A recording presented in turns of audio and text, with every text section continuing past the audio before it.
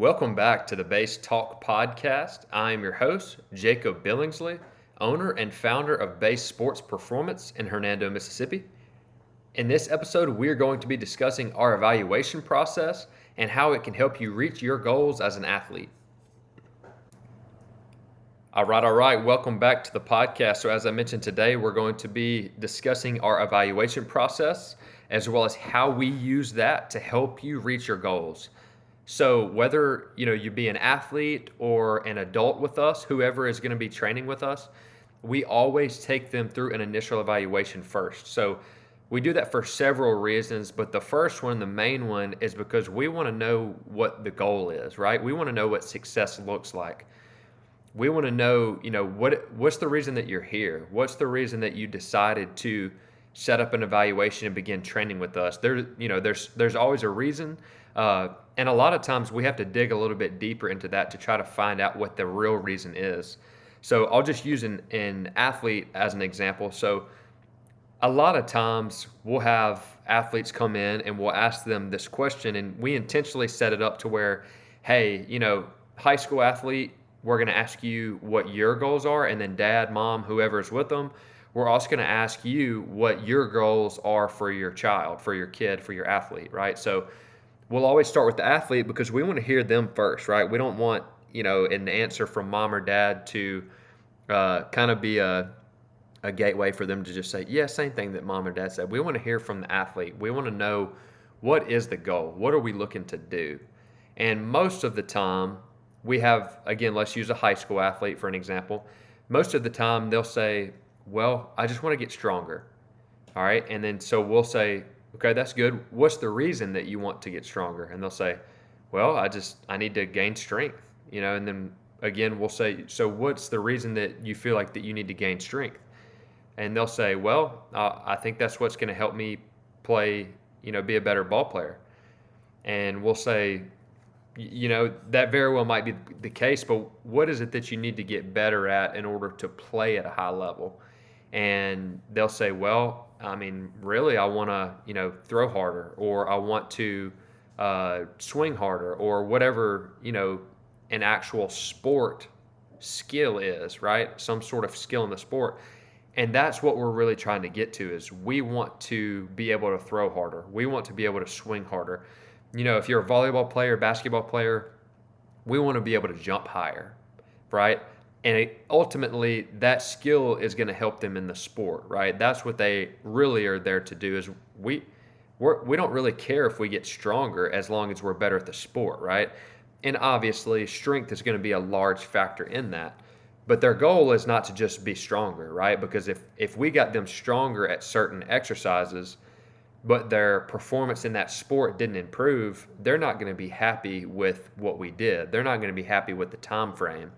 Right? So the majority of the time, our athletes are really just wanting to be better at their sport, right? They don't really care if they're a better weightlifter or a better strength athlete if they do get better at their sport. So anyway, we use that to, again, set the short-term and the long-term goals. So if a high school athlete says, hey, I want to play college sports, we say, cool, sounds like you think you need to throw harder, jump higher, run faster in order to achieve that. Does that sound right? And they're like, yeah, I feel like that, those things are really what's going to help me get to the next level.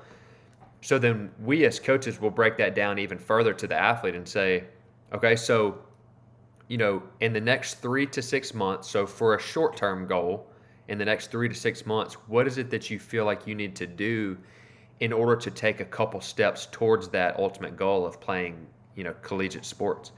And they'll say, well, let's just use a baseball pitcher, for example. They'll say, well, I'm at 81 miles an hour right now this summer, and I really feel like that if I can get to, 85 by, the season of this coming year, that would help me get on track to be able to reach 90 miles an hour by the next season. And that's a great goal, right? So that's ultimately what we're trying to break down to is, okay, you're at 81 miles an hour right now. We think if we can reach 85, in the next 6 months before season begins, that's going to be a really good short-term goal. And then obviously from there, we'll set another short-term goal. So That's how we use the ultimate goal of playing college sports, and then we break that down into 3 to 6 month time frames of shorter goals to try to help that athlete understand what is it going to take to get me to that next level. And a lot of times, this is really the point that I want to make here, is a lot of times athletes and parents really don't understand what the real goal is, right? They'll usually come in and say, yeah, we want to get our bench to this, we want to get our squat max to this, we want to, really put on 25 pounds. But ultimately, their goal in all of that is to be a better performer of their sport. So that's really what we're trying to break down and make sure that everyone understands, is that just because we put on 25 pounds doesn't mean that's going to make us a better performer of our sport. Just because we, increase our squat max, bench max, deadlift max, whatever, by 50 pounds, just because we do that doesn't mean that's going to make us a better performer of our sport, right? We could be super strong, we could be super jacked, super ripped, and still not be a very good skilled athlete, right? So what we do at Base Sports Performance is we train athletes to be better performers of their sport. And we use that with different avenues, right? We very well might use, some of those strength exercises, but we also very well might not, right? Because really it's going to depend on you individually, which is the point of the evaluation, is we're trying to dig deep into what does this one specific athlete need, what are their goals, what are their short-term goals, and how are we going to set them up for success, both short-term and long-term. And again, we'll dive deeper there and we'll start to ask questions about, so what does your injury history look like? What does, if you do have injury, is there certain exercises that bother it? Are there certain movements that bother that area? Does it bother you after a long weekend of playing a lot of games in a tournament?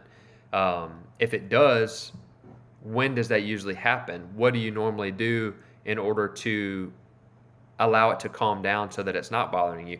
And those are the types of things that our coaches are asking to make sure that we get all of the information that we need in order to set them a program up and ready to go. So again, to dive a little bit deeper into that eval, we'll take them through joint range of motion. So we're going to be looking at shoulder range of motion, elbow range of motion and extensibility, hip range of motion, thoracic spine range of motion, ankle range of motion. We're going to take them through just a few general movements like a body weight squat, a body weight lunge, a push-up, things like that, so we can kind of see them move, start to gain an understanding of, okay, are they limited on one side or the other as far as a movement pattern? Are they kind of favoring one side more than the other? And again, we're taking all of the notes and we're taking all of that into effect of how are we going to program for this athlete? What are we going to do to set them up in a way that's going to help them succeed at that goal specifically? Again, that's what we try to tie everything back to is we have to keep the goal, right? And we really have to dig deep and break through. The goal is not to squat more, right? It is usually not the goal for our athletes.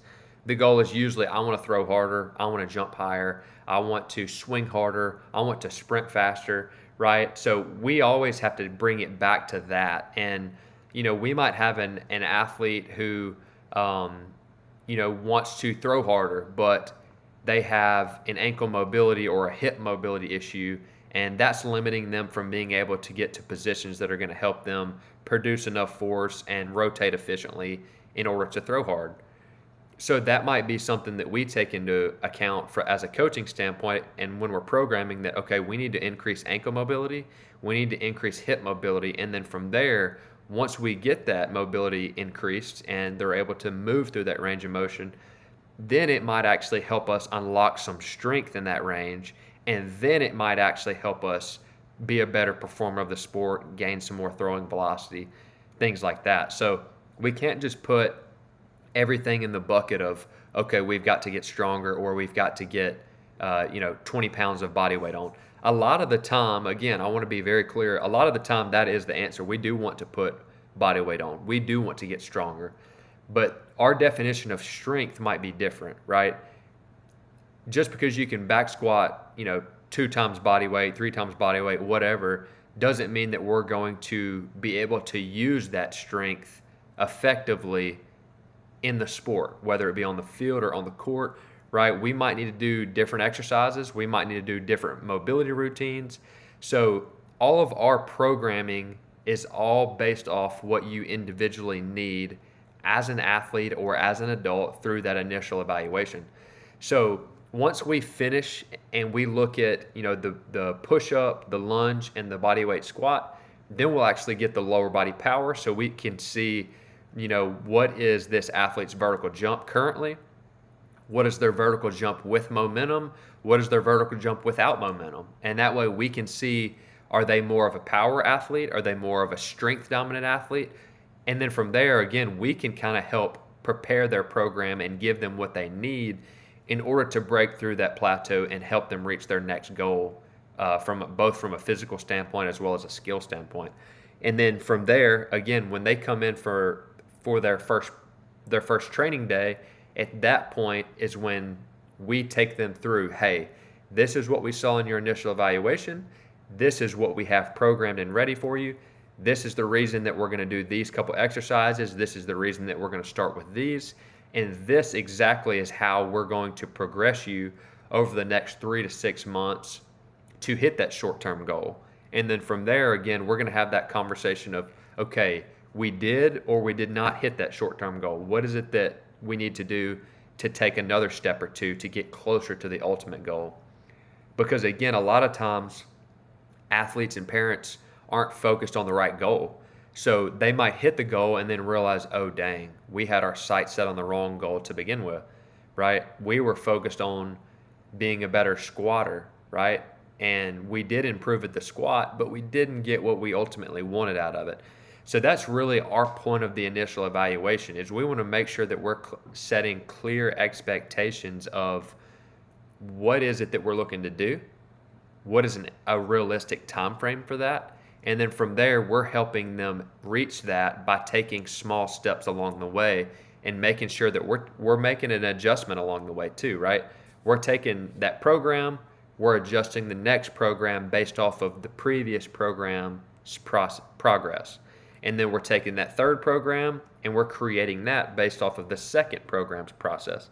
So from there, it's just a stair step of progress up, because we're reevaluating what our goals are. We're reevaluating our progress from there. And instead of us just blindly saying, yeah, we need to squat more and that's going to help us, jump higher, or that's going to help us throw harder. That's the reason that we offer the service that we do is because we are able to dig a little bit deeper and help kind of connect the dots for both the parents and the kids of, this is what the ultimate goal is. This is what we think is going to help us get to the next couple of steps over the next few months. And then from there, we're going to make that progress. We're going to make those adjustments along the way to make sure that we stay on track and to make sure that we are progressing as we go. So that's just a quick, brief idea and rundown of how our evaluation process works, as well as how we're able to connect the dots of progress along the way. So just a quick recap, in our initial evaluation, we'll discuss what the long-term goal is. From there, we'll break down what the short-term goal needs to be in order to get closer to that long-term goal. From there, we're going to get some mobility, some movement screen numbers. We're going to get some strength and power numbers. And then we're also going to discuss injury history, things like that, as well as, what you might be doing practice-wise with a sport, or playing-wise with a sport, or what we're doing at school and things like that. And from there, we are able to adjust our programming and our process based off of all of that information that we receive. So each program that comes with us is very detailed and is a lot of thought put into it and put behind it. Again, that's just a brief rundown of how our evaluation works. If you are interested in setting up an evaluation with us, obviously all you got to do is shoot us a text, shoot us an email, just say, hey, we're looking to get an evaluation set. We're looking to see if we can get some help with our long-term goals and setting some short-term goals along the way. Obviously, we would love to help any way that we can. Feel free to reach out to us on our website. We should also have a contact form in there as well. If you have any other questions in the meantime, please, again, feel free to reach out. We'd love to help you in any way that we can. Until we talk to you in the next podcast, have a great day.